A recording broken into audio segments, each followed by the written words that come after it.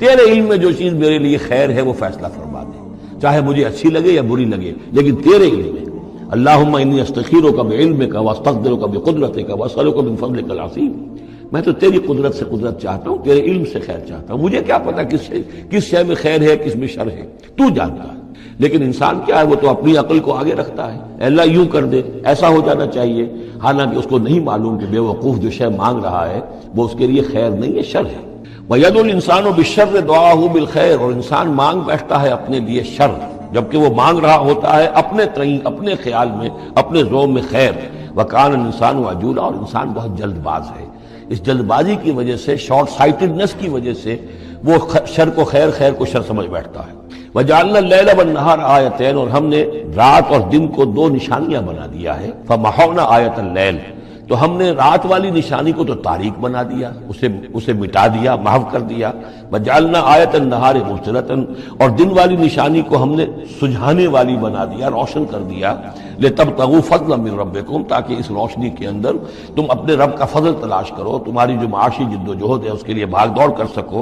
وَلِتَعْلَمُوا عَدَدَ السِّنِينَ وَالْحِسَابَ، اور دن اور یہ رات کا جو فرق ہے اور تفاوت نظام الاوقات ہے، ایک دن ایک رات ایک دن ہو گیا، پھر ایک دن ایک رات، اس طرح بڑھتے بڑھتے پھر ہفتہ بنتا ہے، جو پھر اس کے بعد جو ہے وہ مہینہ اور سال۔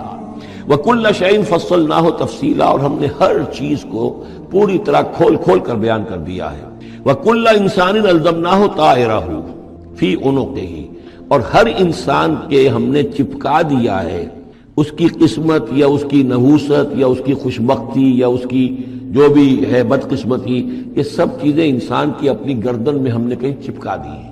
وہ جھوٹا کذاب دجال جس نے مانا وہ بہرحال دائرہ اسلام سے خارج ہے، اور جو بھی کچھ ہوا کرے وہ، یہ چونکہ قانونی بات تھی اس لیے اس کا حق ادا کیا علماء کرام نے، واقعہ یہ ہے کہ اس میں کوئی کمی نہیں رکھی، لیکن حضور کی فضیلت اس میں نہیں ہے۔ فرض کیجئے کہ نبوت چلی آ رہی تھی ہموار طور پر، ایک جگہ آ کے ختم ہو گئی، تو فضیلت کون سی ہوئی؟ نہیں، نبوت اور رسالت تدریجاً ترقی کرتے ہوئے اپنے نقطۂ عروج کو پہنچ کر ختم ہوئی، یہ ہے فضیلت۔ اب آپ سوچئے، الہدا دیا گیا حضور کو، تو کیا تورات میں ہدایت نہیں تھی؟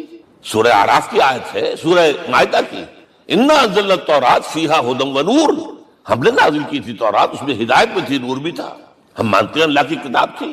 وہی فرمایا ہے انجیل فیہا ھدی ونور، اس میں ہدایت بھی تھی، نور بھی تھا۔ پھر یہ الہدا قرآن آیا، یہ کیا ہے؟ ہدایت نے درجہ بدرجہ ترقی کرتے ہوئے قرآن میں آ کر کامل ہو گئی، ہدایت کامل۔ وجہ کیا ہے؟ انسان کا شعور بھی تو درجہ بدرجہ بڑھا ہے۔ ایک وقت تھا ہمارا بچپن تھا، فکر کے اعتبار سے، سوچ کے اعتبار سے، علم کے اعتبار سے، ہمارے آباء و اجداد کبھی جو رہتے تھے غاروں کے اندر یا کبھی آئے ہیں تو کیا تھا ان کے پاس؟ اب اس وقت جو ہے کسی کو آپ پرائمری کے بچے کو پی ایچ ڈی ڈاکٹر رکھ دیجئے ٹیوٹر، تو کیا پڑھائے گا تو وہی جو پرائمری کا بچہ سمجھ سکے۔ لہذا وہ جو کہا گیا تھا آدم کو اس زمین کی خلافت دیتے، فَإِمَّا يَأْتِيَنَّكُم مِّنِّي هُدًى فَمَن تَبِعَ هُدَايَ فَلَا خَوْفٌ عَلَيْهِمْ وَلَا هُمْ يَحْزَنُونَ، یہ ہدایت رفتہ رفتہ آئے گی آئے گی آئے گی آئے گی۔ اور یہ بات جان لیجئے، پروفیسر ڈاکٹر محمد شریف نے جو کتاب لکھی ہے فلسفے کی تاریخ پر، اس میں بتایا ہے کہ 1200 برس انسانی تاریخ کے بہت ہی پروڈکٹیو ہے فلسفیانہ فکر کے لیے، from 600 BC to 600 AD 1200 year, سارے فلسفے اسی میں پیدا ہوئے۔ سقراط، مختار، افلاطون اور یہ سب نکل گئے، اور کنفیوشس بھی آ گیا، تاؤ بھی آ گیا، اور بدھ بھی آ گیا، جین بھی آ گیا، سب آ گئے۔ گویا کہ انسان جب کچھ سوچ سکتا تھا، جتنا سوچ سکتا تھا سوچ چکا۔ اور یہ بھی سنا دو، حضرت عیسیٰ نے کہا تھا اپنے حواریوں سے، ڈپارٹنگ جو میسج تھا، مجھے ابھی تم سے اور بھی بہت باتیں کرنی تھی، لیکن تم ان کا تحمل نہیں کر سکو گے، جب وہ فارقلیت آئے گا صلی اللہ علیہ وسلم تو تمہیں سب کچھ بتائے گا۔ لہذا جب انسان بلوغت کو پہنچا ہے فلسفیانہ فکر کے اعتبار سے، تب، اور یہ بھی نوٹ کر لیجئے، بہت اہم بات کہہ رہا ہوں، چند مہینے غار حرا کی تنہائیوں میں اللہ تعالیٰ نے حضور کو وہ سارا ذہنی سفر طے کرایا ہے۔ کیا کرتے تھے حضور جا کر غار حرا میں؟ کبھی سوچا آپ نے؟ اگر آپ یہودیوں میں پیدا ہوئے ہوتے تو یہودی طرز پر آپ عبادت کرتے، اگر کہیں عیسائیوں میں پیدا ہوتے تو عیسائیوں کی طرز پر آپ تو نہیں تھے، آپ تو پیدا وہ مشرکین میں شرک کرنے کا امکان ہی نہیں آپ کے لیے، تو کیا کرتے تھے؟ حدیث کے الفاظ یہ یتحنس فی، وہاں جا کر عبادت کرتے. اب شارحین حدیث نے بہت عمدہ لکھا ہے، کان صفت تعبدہ فی غار حرا التفکر والاعتبار. غار حرا میں آپ کی عبادت فکر، غور و فکر، تفکر و اعتبار، جس کی میں تعبیر یہ کر رہا ہوں، جس کو کہا کبھی اکبر الہ آبادی نے، خدا کے کام دیکھو بعد کیا ہے اور کیا پہلے، نظر آتا ہے مجھ کو بدر سے غار حرا پہلے. تم غار حرا کو نہیں جانتے. مصطفیٰ اندر حرا خلوت گزین، قوم آئین و حکومت آفرید. The most productive part of the period life of Muhammad is that which he passed in غار حرا. فکر کی ساری جو ہیں بلندیاں طے کی، تب آیا ہے اقرا بسم ربک، اب اللہ کا الہدا شروع. اچھا، اسی طرح نمبر 2، دین حق مکمل ہوا ہے. ورنہ جب ہم کبھی غاروں میں رہتے تھے کسی میونسپلٹی کا بھی سوال نہیں، نظام کسے کہیں گے؟ پھر یہ ہے کہ قبائلی نظام آیا، چلیے ایک شیخ ہے اس کا کہنا ماننا ہے سب کو، کچھ نظام تو بن گیا نا. اور نظام جہاں آئے گا جکڑ بندی ہو جائے گی. اب تم فلاں قبیلے کے شخص ہو، اس کا قبیلے کا سردار یہ، تمہیں حکم ماننا پڑے گا. اس قبیلے کی روایت یہ، تمہیں پیروی کرنی پڑے گی. You have to do it whether you like it or not. پھر آپ کی سٹی اسٹیٹس وجود میں آئی، پھر امپائرز وجود میں آ گئے. 400-500 برس سے رومن امپائر، 400-500 برس سے ایرانین امپائر عرب کے اوپر ایسے تھی جیسے افغان کے سر کے اوپر بہت بڑا جو ہے پگڑ رکھا ہوتا ہے. کتنا بڑا ہوتا ہے؟ وہ کسی نے شعر کہا بھی تھا، مجھے تو اب یاد نہیں، کہ سر پہ باندھے ہوئے پورا افغانستان. میرا خیال شاید ضمیر جعفری. تو کیا تھا یہ جزیرہ نما عرب؟ یہ جزیرہ کہلاتا ہے، الجزیرہ. الجزیرہ اس لیے کہ نیچے آپ کو معلوم ہے بحیرہ عرب، ادھر جو ہے خلیج آ رہی ہے آخر تک، ادھر سے بحیرہ قزم جا رہا ہے، اور پھر خلیج عقبہ آ گئی ہے. تو یہ سارا جو ہے جزیرہ نما ہے، اس سے پیننسولا.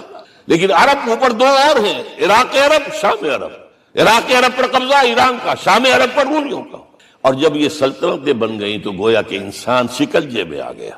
ظلم، محنت کرے کسان، عیش کرے جاگیردار، اور بادشاہ محل بنائے. لگان وہاں سے آ رہا ہے.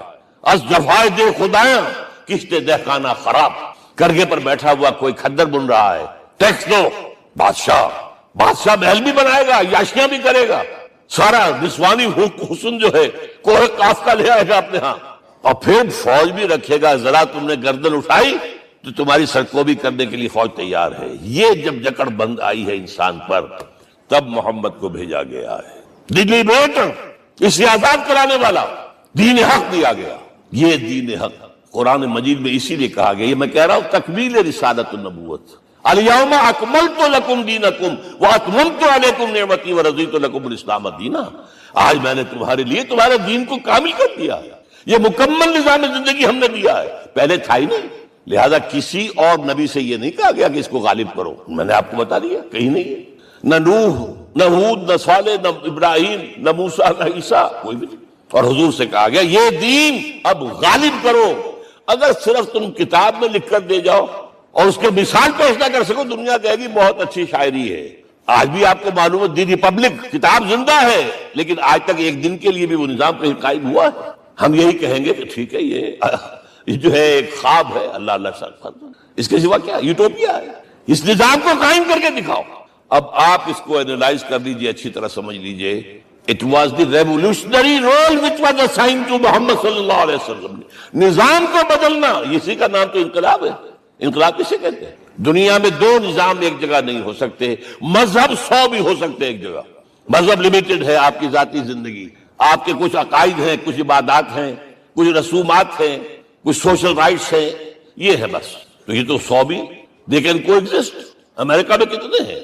مسلمان گئے مسجدیں بنا لی ہیں، ہندو گئے ہیں مندر بنا لیے ہیں، سکھ گئے ہیں ان کے گردوارے بنے ہوئے ہیں، سلوتے یعنی یہودیوں کے عیسائیوں کے تو بے شمار ہے ہی ہے، لیکن ہے ہم مذہب. لیکن دین تو 2 نہیں ہو سکتے. یا ڈیموکریسی ہوگی یا بادشاہت ہوگی. ایک تو 2 تو نہیں ہو سکتے. یا کیپٹلزم ہوگا یا سوشلزم ہوگا، 2 تو نہیں ہو سکتے. یا تھیوکریسی ہوگی یا ڈیموکریسی ہوگی، 2 نہیں ہو سکتے. اور یہ بھی آپ کو معلوم ہے دنیا میں کہیں ویکیوم نہیں ہے، نظام کے اعتبار سے کبھی نہیں رہا ہے. ہر ایک نظام موجود ہے. آپ کوئی دوسرا نظام لانا چاہتے ہیں، پہلے اس کو جڑ سے اکھیڑنا پڑے گا. گفت رومی ہر بنائے کوہنا کا باداں کلند، تو نہ دانی اولا تعمیر راں ویرا کلند. رومی نے کہا ہے کہ دیکھو اگر کوئی نئی تعمیر تمہیں کرنی ہو تو تم جانتے نہیں ہو پہلے پرانی تعمیر کو گرانا پڑتا ہے. پہلے آپ نظام جڑ سے کھینچ کر پھینکیں گے باہر، تب نظام لائیں گے نا. اور یہ ظاہر بات ہے جو نظام بھی ہے اس کے ساتھ ویسٹڈ انٹرسٹ ہے، اس کے ساتھ پریولیج کلاسز ہیں، دے وانٹ اسٹیٹس کو، وہ کوئی تبدیلی نہیں ماننے کو تیار، کیونکہ اسی نظام کی شاخوں پر تو ان کے گھونسلے بنے ہوئے، وہی سے تو مفادات ان کے وابستہ ہے۔ لہذا نظام جو ہے بدلنے کے لیے جانیں دینی پڑتی ہیں، خون بہانا پڑتا ہے، جان جوکھوں کا کام کرنا پڑتا ہے، اس کے بغیر نظام نہیں بدلتا۔ اور محمد کا رول صلی اللہ علیہ وسلم، یہ ہے وہ عظمت محمد کی جو انسان نے پہچانی ہے۔ میں 3 گواہیاں آپ کے سامنے پیش کر رہا ہوں، 1 from the east, 2 from the west, 3 کا ملوے ہے۔ یہی لاہور 1920، یہاں ایک بریڈلا ہال ہوتا تھا، اس بریڈلا ہال میں ایم این رائے کی ایک تقریر، and who was Herman Roy, personal friend of Lenin, member of the Communist International. He knew what revolution is, اور اس نے ہسٹوریکل رول آف اسلام تقریر کی لاہور کے اندر 1920 میں، اور اس نے کہا تاریخ انسانی کا عظیم ترین انقلاب وہ تھا جو محمد نے برپا کیا صلی اللہ علیہ وسلم۔ میں تو اس کی ذہانت کی داد دیے بغیر نہیں رہا۔ اس نے کہا بعض مورخین یہ جو فتوحات کی ہیں صحابہ کرام نے، ان کو سمجھ بیٹھتے ہیں جیسے اٹیلا نے فتوحات کی ہیں یا چنگیز خان نے کی ہے یا کسی اور، کہاں وہ کہاں یہ، وہاں صرف تباہی آتی تھی، اور محمد صلی اللہ علیہ وسلم کے پیروکاروں نے جب دنیا فتح کی ہے، نئی تہذیب دی ہے، نیا تمدن دیا ہے، نیا نظام دیا ہے، روشنی دی ہے، علوم کو تازہ کیا ہے، علوم ایجاد کیے ہیں۔ یہ ہے وہ انقلاب جو محمد نے برپا کیا صلی اللہ علیہ وسلم۔ یہ کتاب آج بھی ہندوستان میں چھپتی ہے، بمبئی میں، دی ہسٹوریکل رول آف اسلام۔ اور میں سمجھتا ہوں کہ ہندو ہے، کمیونسٹ ہے، اور گواہی دے رہا ہے۔ دوسرا، یہ تو چونکہ بڑی ریسنٹ پاسٹ کی بات ہے، ڈاکٹر مائیکل ہارٹ ایک کتاب لکھتا ہے دی 100، اور اس کا سب ٹائٹل کیا ہے؟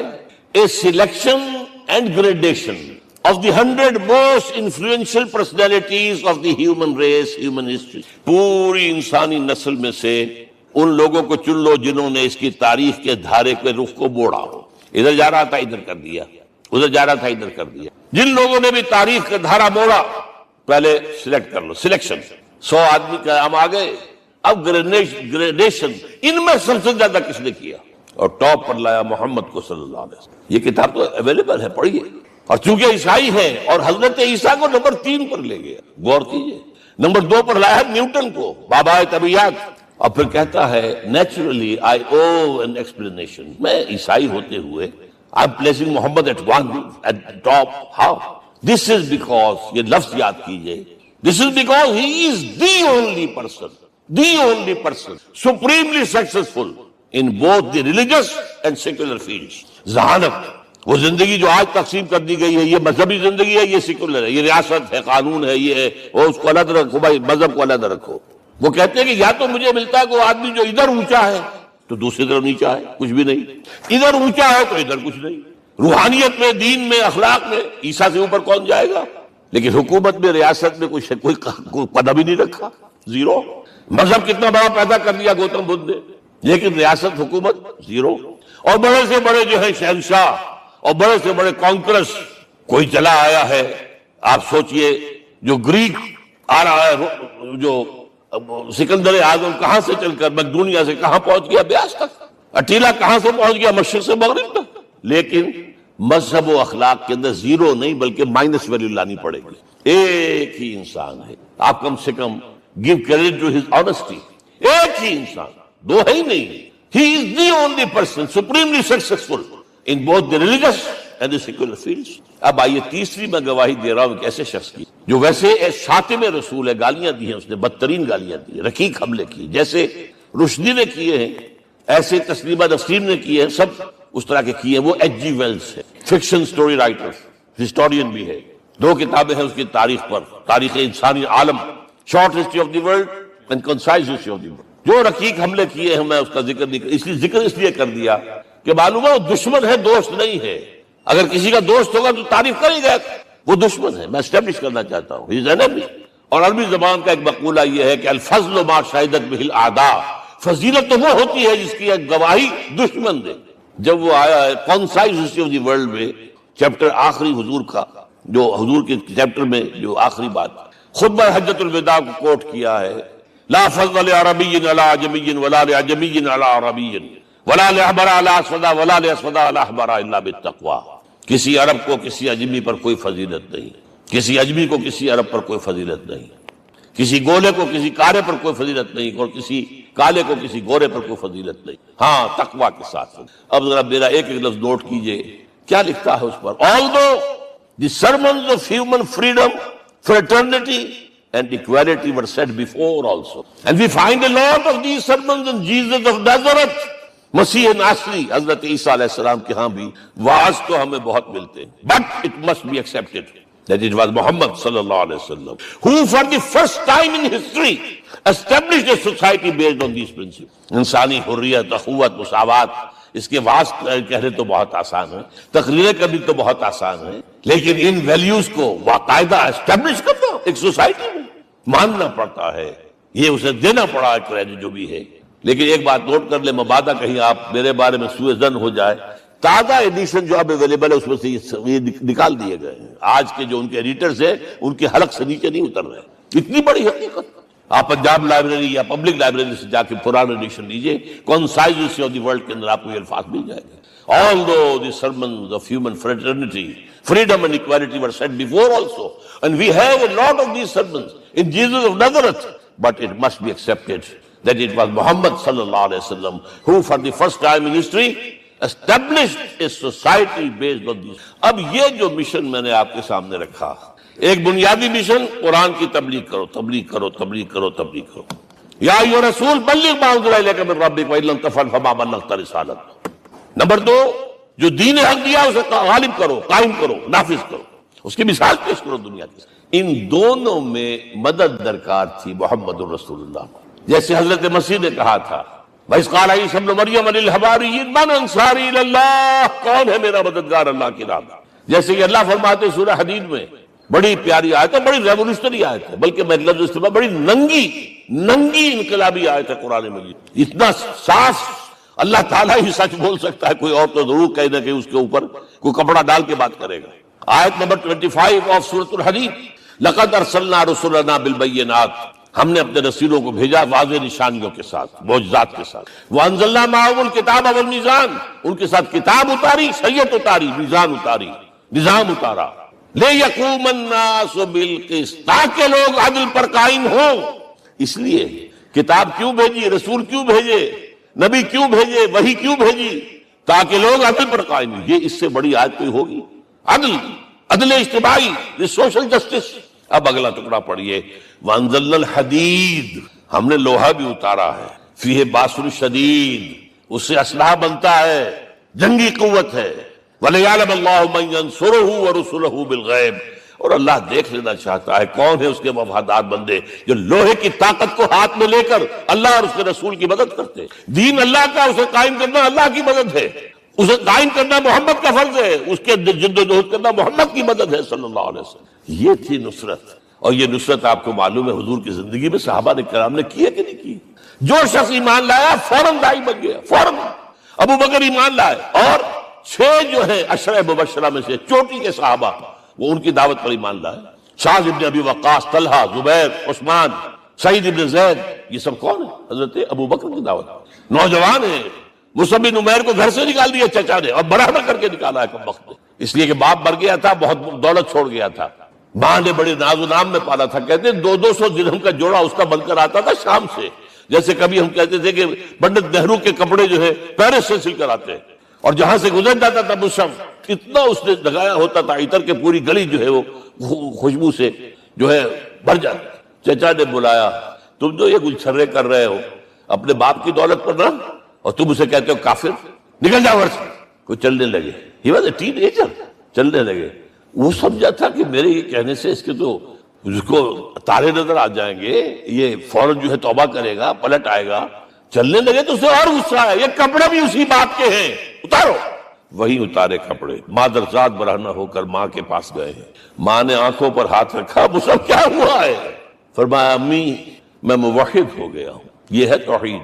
اور اب جا کر حضور کے دامن میں، بیت ارقم میں، اب ہمہ وقت کارکن ہے، قرآن اتر رہا ہے، پڑھ رہے ہیں، سمجھ رہے ہیں، قرآن اتر رہا ہے، یاد کر رہے ہیں۔ اور اس کے بعد جب کہا تھا مدینے والوں نے بیعت عقبہ اولیٰ پر کہ حضور ہمارے سے آپ کی ملاقات تو سال کے بعد ہی ہوگی، درمیان میں تو آپ کو معلوم ہے خوریزی ہے، کوئی قافلہ بچ کے نہیں آ سکتا، تو اب آپ ہمیں کوئی اپنا شاگرد دیجئے۔ مصعب بن عمیر کو حضور نے کہا جاؤ ان کے ساتھ، وہاں ان کا نام پڑ گیا المقری، پڑھانے والا قرآن پڑھانے والا۔ 75 آدمی اگلے سال لے کر آ گیا ہے، اور اسی سے بیعت عقبہ ثانیہ ہوئی ہے، اور ہجرت کا راستہ کھل گیا۔ اور اس کو ایک دفعہ حضور نے دیکھا، مسجد کے دروازے کے سامنے سے گزر رہا تھا، مصعب پھٹا ہوا کمبل تھا جس میں لپیٹا ہوا تھا، حضور کی آنکھوں میں آنسو آ گئے۔ غزوہ احد میں شہید ہوا کس طرح؟ علم بردار تھا، ایک ہاتھ پر وار پڑا ہے، کٹ کے گر گیا، ایک ہاتھ سے تھاما، دوسرے پر بھی گر گیا، دونوں جو بچے ہوئے حصے تھے اس سے تھاما۔ پھر جب ختم ہو گئے، اس کے بعد جو ہے جب دفن کر رہے تھے تو حضور کے سامنے پرابلم لایا گیا۔ مصعب کے جسم پر تو کوئی کپڑا ہی نہیں تھا سوائے ایک چادر کے، ایک دھوتی، اللہ خیر صلی اللہ۔ اور شہید کا کفن ہوتا ہے اس کا اپنا لباس، حضور وہ اتنا چھوٹی ہے وہ چادر کہ پاؤں ڈھانپتے ہیں تو سر کھل جاتا ہے، سر ڈھانپتے ہیں تو پاؤں کھل جاتے ہیں۔ فرمایا سر کو ڈھانپ دو کپڑے سے اور پیروں پر گھاس ڈال دو۔ That was the last dress which Musab got۔ تو یہ لوگ جو تھے محمد رسول اللہ والذین معہ، یہ ساتھی حضور کے جنہوں نے حضور کے مشن میں آپ کا ساتھ دیا۔ اور ایک خاص مرحلے کا تو میں آپ کے سامنے ذکر ہی کر دوں، اس لیے کہ دین کی اقامت، دین کا غلبہ، اس میں تو جہاد اور قتال آئے گا لا محالہ۔ Nobody is going to allow you to change the system۔ اگر سسٹم بدلتا ہے تو اس کے ساتھ جو مفادات بدلتے ہیں وہ ختم ہو جاتے ہیں، جو پریولیجز ہیں وہ ختم ہو جاتے ہیں۔ لہذا جب غزوہ بدر کا مرحلہ آیا ہے، حضور نے مجلس شورا منعقد کی، اور آپ نے جو وہی سے آپ کو بتا دیا گیا تھا، دیکھو ایک قافلہ آ رہا ہے شمال سے، مال غنیمت سے لدا پھدا ہے، اور 50 صرف اس کے ساتھ محافظ۔ ایک لشکر آ رہا ہے جنوب سے، ویل کانٹے سے لیس، اور اللہ نے وعدہ کیا ہے کہ ایک پر ضرور تمہیں فتح دے گا، بتاؤ کدھر چلے۔ یہ اصل میں کسی بھی سپہ سالار کے لیے وقت ہوتا ہے کہ اپنے ساتھیوں کے مورال کا اندازہ کرے۔ کچھ ہوں گے ہم جیسے کمزور بھی، انہوں نے کہا کہ حضور پہلے قافلے کی طرف چلے، آسانی سے فتح بھی ہو جائے گی اور ہتھیار مل جائیں گے ہمیں، ہمارے پاس تو ہتھیار بھی نہیں ہے، گنتی کے لوگوں کے پاس تلواریں بھی نہیں سب کے پاس، تو 50 آدمیوں کے ہتھیار تو ملیں گے، پھر لشکر سے نپٹ لیں۔ اب حضور کہہ رہے ہیں اشیرونی اشیرونی اشیرونی۔ حضرت مقداد بن اسود کھڑے ہوتے، حضور ہمیں موسیٰ کے ساتھی نہ سمجھیے جنہوں نے کہہ دیا فَذَهَبْ أَنْتَ وَرَبُّكَ فَقَاتِلَا إِنَّا هَاهُنَا قَاعِدُونَ۔ ہم موسیٰ کے ساتھی نہیں ہیں، ہم آپ کے جانثار ہیں، آپ جو آپ کی نیت ہے آپ بسم اللہ کیجئے، ہم آپ کو کیا پتا ہمارے ذریعے آپ کو اللہ تعالیٰ آنکھوں کی ٹھنڈک عطا فرمائے۔ حضور پھر فرمائے مجھے مشورہ دو، مجھے مشورہ دو۔ تب خیال آیا سعد ابن عبادہ رضی اللہ تعالیٰ عنہ کو، جو رئیس انصار تھے، ہو نہ ہو یہ ہماری طرف روئے سخن ہے، کیونکہ بیعت عقبہ ثانیہ جس کے نتیجے میں ہجرت ہوئی ہے اس میں طے یہ ہوا تھا کہ اگر یہ مکے والے مدینے پر حملہ آور ہوں گے آپ کو ختم کرنے کے لیے، ہم آپ کی حفاظت ایسے ہی کریں گے جیسے اپنے بیوی بچوں کی۔ اور ابھی مدینے پر حملہ ہوا نہیں ہے، حضور پری ایمپٹ کر رہے ہیں، باہر نکل کر مقابلہ کرنا چاہ رہے ہیں، تو گویا کہ انصار کور نہیں ہوتے اس کے اندر، اس لیے بار بار اشیرونی، مجھے مشورہ دو۔ اب سعد بن عبادہ کھڑے ہوتے ہیں، کانک تعنینا یا رسول اللہ صلی اللہ علیہ وسلم، اے اللہ کے رسول شاید آپ کا روئے سخن ہماری جانب، فإنا آمنا بک وصدقناک، ہم آپ پر ایمان لا چکے ہیں، ہم نے آپ کی تصدیق کی، اب ہمارے پاس چوائس کون سا ہے؟ اگر آپ آگے چلیں ہم پیچھے چلیں گے، اگر برق الغباد تک پہنچیں گے ہم اپنی اونٹنیوں کو دبلا کر دیں گے، یمن کا آخری شہر جو ہے برق الغباد، اور اگر آپ ساحل سمندر پر کھڑے ہو کر اپنی سواری سمندر میں ڈالیں گے ہم بھی ڈالیں گے۔ بہرحال یہ مراحل ہیں کہ جن سے گزر کر حضور نے اللہ کے دین کو غالب کیا اور قائم کیا، اور اس ہر سطح پر، ہر مرحلے پر صحابہ کرام نے آپ کا ساتھ دیا، جہاں آپ کا پسینہ گرا وہاں انہوں نے اپنی خون کی ندیاں بہا دی۔ محمد رسول اللہ والذین معہ اشداء علی الکفار رحماء بینہم، یہ ہے در حقیقت عظمت محمد صلی اللہ علیہ وسلم۔ آج کے دور میں سمجھ لیجئے اچھی طرح، یہ دور جس کا کہ فاتح ہیں حضور، فاتح سے مطلب افتتاح کرنے والے، اس دور میں اجتماعی نظام کی اصل اہمیت ہے۔ اجتماعی نظام غلط ہے، ایکسپلائٹیٹو ہے، تقسیم دولت کا نظام غلط ہے۔ کیا ہوگا؟ ایک طرف دولت جمع ہوگی، ایکومولیشن آف ویلتھ، ایک طرف بھوک، افلاس، فاقہ ہوگا۔ شاہ ولی اللہ دہلوی کہتے ہیں کہ جس معاشرے میں تقسیم دولت کا نظام غلط ہو جائے، یہ دو دھاری تلوار ہے، دو دھاری دونوں طرف کاٹتی ہے۔ ایک طرف دولت جمع ہوگی تو عیاشیاں ہوں گی، بدماشیاں ہوں گی، گلچرے ہوں گے، وہ بھی خراب، معاشرے کے لیے خراب، اور ایک طرف فقر ہوگا اور بھوک ہوگی اور فاقہ ہوگا، یہ بھی خراب۔ اس لیے کہ حضور فرماتے ہیں کاد الفقر و یکون کفرا، فقر تو انسان کو کفر کی حد تک پہنچا دیتا ہے، لہذا فقر کو کل نظام کو توڑنا ہوگا۔ یہ الفاظ شاہ ولی اللہ دہلوی رحمۃ اللہ علیہ کے، جو 12ویں صدی ہجری کے مجدد، اس نظام کو بدلنا۔ اب آپ سوچئے حضور صلی اللہ علیہ وسلم نے جب اپنے اس مشن کی تکمیل کر لی، تو میں اب دو باتیں آپ کو بتا رہا ہوں چونکہ حضور کی بعثت صرف عرب کے لیے نہیں تھی، صرف عربوں کے لیے نہیں تھی، صرف ملک عرب کے لیے نہیں تھی. اگر یہ ہوتا تو آپ کا کام مکمل ہو گیا تھا، پورے عرب میں اللہ کی حکومت قائم ہو گئی، ایک ایک شخص تک قرآن پہنچ گیا. لیکن 5 جگہ قرآن میں آیا ہے وَمَا أَرْسَلْنَاكَ إِلَّا كَافَّةً لِلنَّاسِ بَشِيرًا وَنَذِيرًا، ہم نے نہیں بھیجا آپ کو مگر تمام انسانوں کے لیے بشیر اور نذیر بنا کر. لہذا کام مکمل نہیں ہوا. اقبال کہتا ہے وقت فرصت ہے کہاں، کام ابھی باقی ہے، نور توحید کا اتمام ابھی باقی ہے. یہ بھی تکمیل رسالت کا مظہر ہے کہ حضور سے پہلے کوئی رسول پوری نوع انسانی کے لیے نہیں بھیجا گیا. آپ پہلے رسول ہیں اللہ کے اور آخری جو پوری نوع انسانی کے لیے بھیجے. حضرت عیسیٰ نے بھی یہی کہا تھا اپنے حواریین سے، تو سینٹ پال نے اسے تبلیغی مذہب بنایا ہے. انجیل میں اب بھی الفاظ موجود ہیں کہ I have been sent in search of the lost sheep of the house of Israel. میں تو اسرائیل کے گھرانے کی کھوئی ہوئی بھیڑوں کی تلاش میں بھیجا گیا ہوں، صرف بنی اسرائیل کے لیے. قرآن بھی کہتا ہے رسول الی بنی اسرائیل، واحد رسول ہیں جو پوری دنیا کے لیے بھیجے گئے. اچھا کہہ دینا تو آسان ہو گیا، اس کا مطلب کیا ہے؟ جب تک پوری دنیا پر اللہ کا دین غالب نہ ہو، محمد کا مقصد بعثت ہنوز شرمندہ تکمیل ہے، اور یہ ہوگا، اس کی خبر دی ہے. یہ ایک تحفہ میں لے کر آیا آپ کے لیے. 8 صفحے ہیں، لیکن یہ سمجھیے کہ یہ سونے کے حروف سے شر لکھے ہوئے ہیں. وہ احادیث، وہ آیات جن میں حضور نے خبر دی ہے کہ پوری دنیا پر اللہ کا دین غالب ہوگا. ہو نہیں سکتا کہ دنیا ختم ہو جائے اور محمد کا مقصد بعثت ابھی مکمل نہ ہو، ناممکن. جن آیات کو پڑھیے، ان میں پھر احادیث پڑھیے. میں صرف 2 حدیثیں آپ کو سنا دوں. ایک میں حضور نے اپنے زمانے سے لے کر قیامت تک کے 5 ادوار گنائے ہیں. آپ پڑھ لیجیے گا، ٹیکسٹ ہے یہ، اور خدا کے لیے اس کی قدر کیجیے گا. یہ آیات ہیں، احادیث سے پھینک نہ دیجیے خدا کے لیے. اور اس کے اندر جو ہے اس وقت کے جو مایوسی کے اندھیارے ہمارے اوپر چھائے ہوئے ہیں، ان کا علاج ہے کہ نہیں، اور بھی دور فلک ہیں ابھی آنے والے، ناز اتنا نہ کریں ہم کو ستانے والے. بہرحال حضور نے جب اپنا مشن عرب کی حد تک مکمل کر لیا تو اب ایک بات نوٹ کیجئے، خطبہ حجۃ الوداع 1.25 لاکھ کا مجمع. حضور نے اپنے اس خطبے میں اپنی تعلیمات کے جو اہم نکات تھے انہیں اور دہرایا 3 مرتبہ ایک بات کی ہے. لاؤڈ سپیکر تو تھا نہیں، پہلے آپ ادھر رخ کرتے تھے، آپ کہتے تھے کچھ، ادھر لوگ آدمی آگے کھڑا ہوا اس کو آگے پہنچاتا اور آگے پہنچاتا تھا. پھر آپ سامنے رخ کر کے کہتے تھے، پھر بائیں طرف رخ کر کے 3 مرتبہ ایک لفظ 3 مرتبہ. آخر میں ایک سوال کیا ہے، الا هل بلغت، دیکھو لوگوں میں نے پہنچا دیا یا نہیں؟ کیونکہ قرآن میں تحدید آئی تھی، اے نبی، یا ایھا النبی بلغ ما انزل الیک من ربک وان لم تفعل فما بلغت رسالتہ. اے نبی جو کچھ تم پر نازل کیا گیا اللہ کی طرف سے پہنچا دو، اور اگر نہیں کیا تو رسالت کا حق ادا نہیں ہوگا. اور اس میں سورہ اعراف کی آیت نمبر 6 اگر پڑھ لیں، فَلَنَسْأَلَنَّ الَّذِينَ أُرْسِلَ إِلَيْهِمْ وَلَنَسْأَلَنَّ الْمُرْسَلِينَ، ہم ان سے بھی پوچھیں گے جن کی طرف رسولوں کو بھیجا، اور رسولوں سے پوچھیں گے ہم نے تمہارے پاس اپنا پیغام پہنچایا تھا، تم نے پہنچایا کہ نہیں لوگوں کو؟ اس لیے حضور نے گواہی دی، الا هل بلغت، دیکھو میں نے پہنچا دیا کہ نہیں. اور جواب کیا ملا؟ انا نشهد انك قد بلغت رسالتہ وادیت الامانۃ ونصحت الامۃ وکشفت الغمۃ. ہم گواہ ہیں حضور آپ نے رسالت کا حق ادا کر دیا، امانت کا حق ادا کر دیا، ہماری خیر خواہی کا حق ادا کر دیا، اور گمراہی کے اندھیرے جو ہے انہیں چھانٹ کر رکھ دیا. اب آپ نے آسمان کی طرف نگاہ کی، انگشت شہادت سے وہی 3 مرتبہ اللہم اشہد اللہم اشہد اللہم اشہد. اللہ تو بھی گواہ ہے، یہ مان رہے. یہ ہے سائی آف ریلیف، یہ بوجھ جو میرے کندھے پر آیا تھا، انا سنلقی علیک قولا ثقیلا، یہ اب منتقل ہو گیا، اب امت کو منتقل ہوا. لہذا آخری لفظ کیا تھا؟ فَلْيُبَلِّغِ الشَّاهِدُ الْغَائِبَ. اب جو یہاں موجود ہیں ان کا فرض ہے کہ پہنچائیں ان کو جو یہاں نہیں ہے. میں صرف تمہارے لیے رسول نہیں ہوں، ایک فرد نوع بشر تک دنیا میں جو اس وقت ہے، اور ایک فرد نوع بشر جو آخر تک آئے گا قیامت تک، اس تک قرآن پہنچانا تمہارے ذمہ ہے.